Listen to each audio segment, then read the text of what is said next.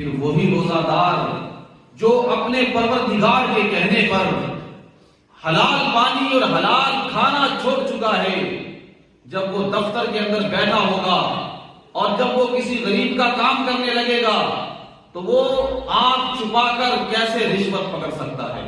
کیا آپ اس کا خدا نہیں دیکھ رہا؟ وہ کیسے مال بیچتے وقت کسی کو دھوکہ دے سکتا ہے؟ کیا خریدنے والا تو نہیں دیکھ رہا، اس کا پروردگار نہیں دیکھ رہا؟